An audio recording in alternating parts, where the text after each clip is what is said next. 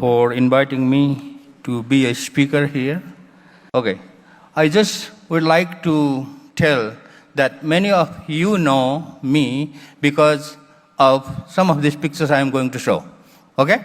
So this is the computer I built before, 2000, in late 1990s, when I was living in the villages and, we had no ways to bring computers, so we built this one. And somehow BBC found about this and, they published this news. So then in early 2000, what I did is, using this simple indoor device, I became able to build, long-range wireless network. That was, almost 40 kilometers. I can challenge you to try this. If you want to try, you can try with this small indoor router that has, just 60 milliwatt, transmit power. How that was possible to connect this long-range wireless network, So let me show some of these pictures. This is how we did. Using that small indoor router and using the setup like this, we became able to make a long-range wireless network. This is why, many of you know what I am doing and who am I. So then we started building wireless networks in many of these, remote areas, and now we have connected about, more than 200 villages in remote parts of Nepal to the internet. But I get internet bandwidth from the ISPs like Subishu, WorldLinks, and other ISPs. And now I have my own ISPs also, what I call Nepal Wireless. It is another big ISPs like Subishu, but it is a rural ISPs. It is rural ISP license provided by Nepal Telecommunication Authority, but we are not commercial ISP because I work mostly in the remote areas where commercial ISPs like for you, it is difficult to reach. And I enjoy working in difficult environment. So, because of what I did in the mountain, in the communities, I got many international awards and recognitions.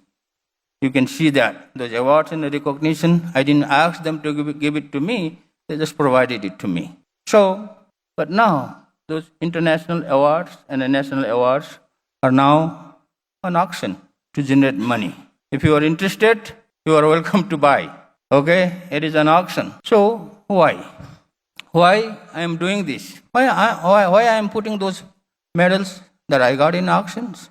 Because I learned the most important lesson in 25 years. It has been almost 30 years I have been working in the rural areas, trying to do different things, and trying to bring internet in the schools, in the communities, trying to teach people how to use computers, how to use the internet for education, for health, for e-commerce purpose. So, while I doing this, I learned one most important lesson in 25 years, which is social work and community development work is needed to make communities better, but it is not enough.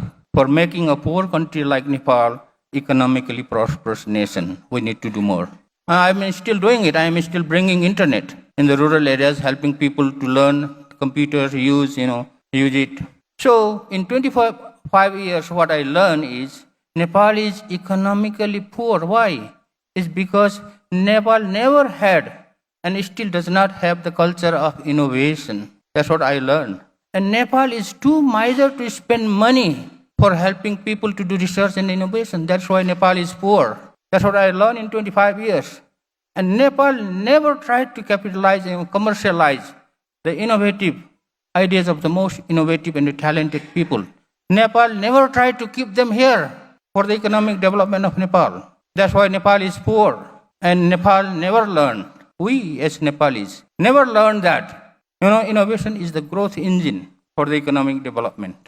That's why we are poor. And this is another fact.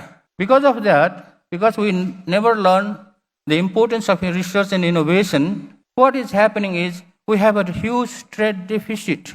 Around 92 to 94% of goods we use here in Nepal, everything we import. We export only 7-8% of the goods. With this huge trade deficit, how can Nepal become a developed country? That's what I learned in 25 years. That's why we have started now. I'm working now very hard to establish and run a National Innovation Center to utilize the human capital, talented human capital here for the economic development of Nepal. So what we do at this center is we try to encourage people to come up with innovative ideas. Those ideas that can be commercialized. Those ideas that can help to create job opportunities for the people. So what do? We provide financial support, we provide mentoring, we provide them space, and once they become successful, we try to connect them to the investors. So this is what we are doing. So just to let you know what we are doing, there are several things we are working on.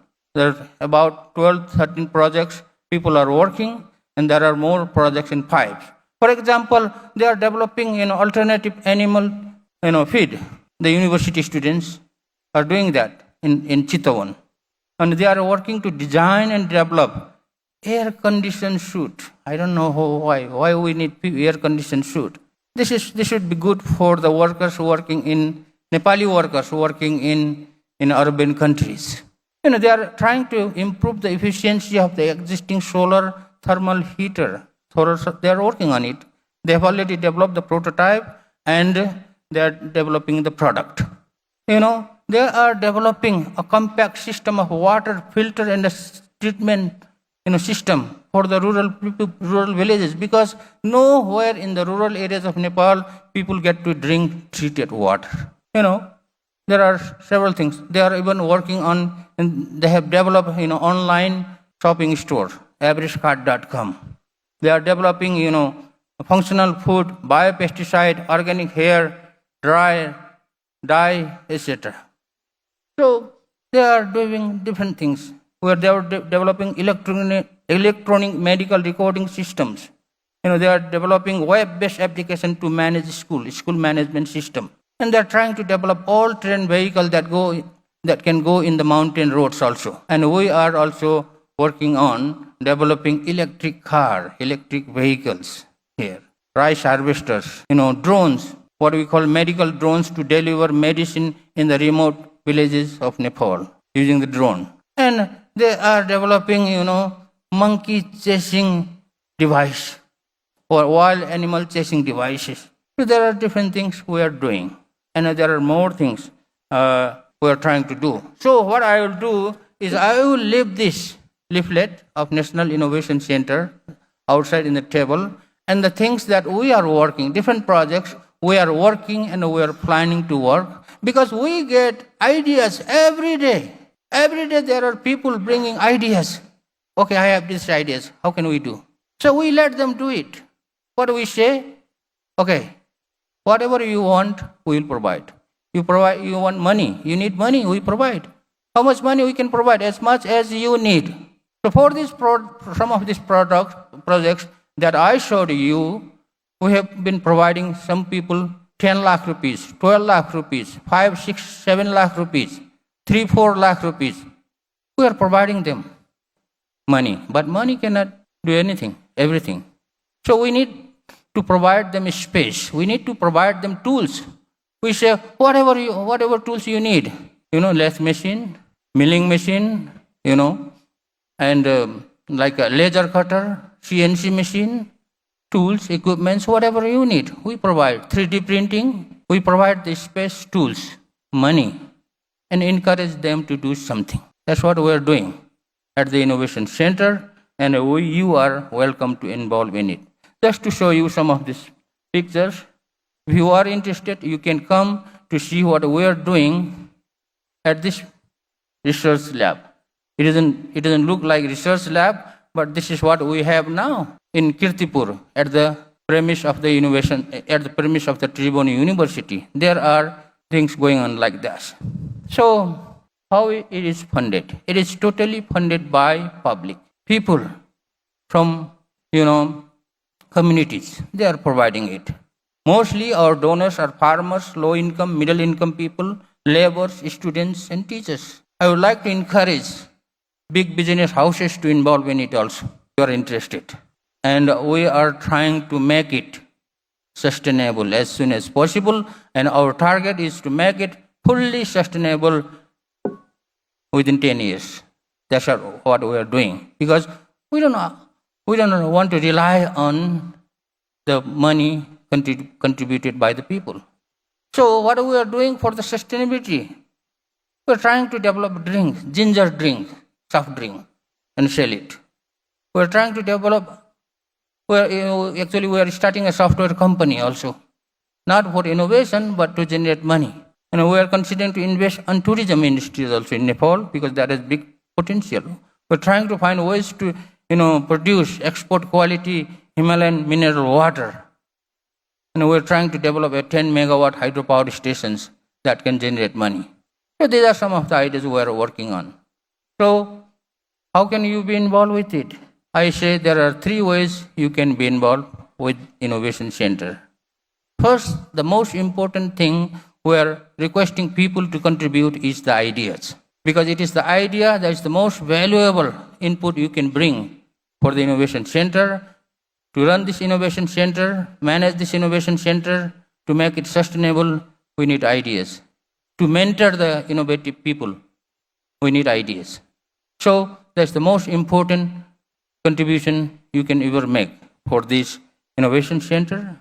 Then you can become mentor, you can contribute some money if you have, if you don't have money, you don't have to contribute. And we are asking for just one-time contribution. We are not asking people to donate second time, contribute second time. So you have only one chance to contribute money. Okay? Then you can contribute your time to mentor our people, your time to spread the word, the importance of Innovation Center. And at the end, you can become an investor also. Because I am very much hopeful, I am very much confident that maybe within the next 2 or 3 years, there will be at least several products that will be developed at the Innovation Center, and we need investors to commercialize those products. So you can help as an investor as well. That's what we are doing. Why we are doing this? Because just the political freedom for a country is not enough to make people's life better and happier. Political freedom is important, it is needed.